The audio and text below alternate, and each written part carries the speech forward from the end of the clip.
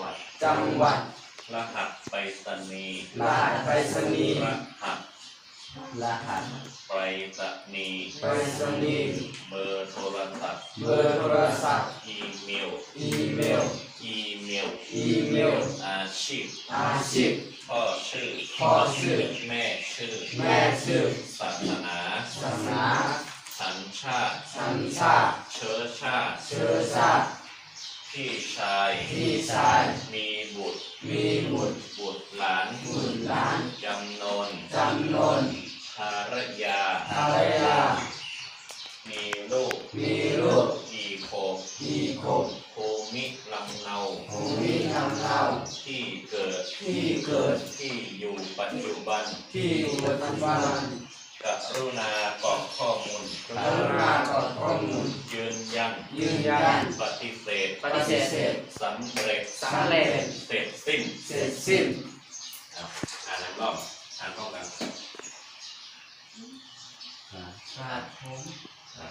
อ่านพร้อมกันกับผมชื่อสมณเณ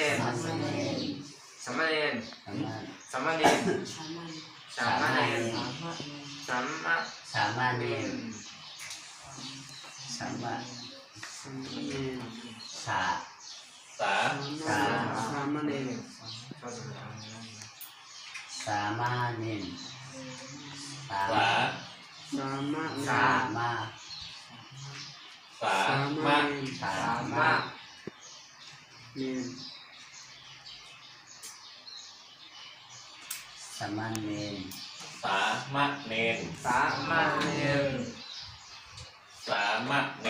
ามเณร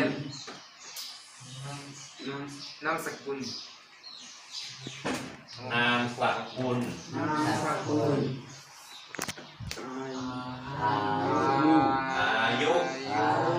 อ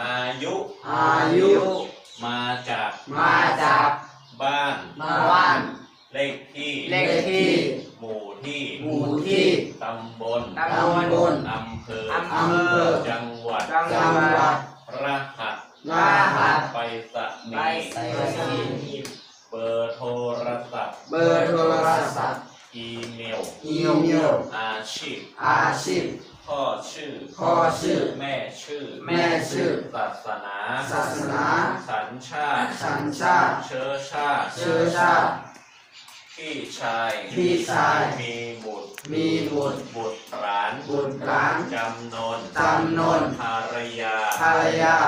ที่มีลูกกี่ขวบภูมิลำเนาที่เกิดที่อยู่ปัจจุบันกรุณากรอกข้อมูลยืนยันปฏิเสธสำเร็จเสร็จสิ้นโอเค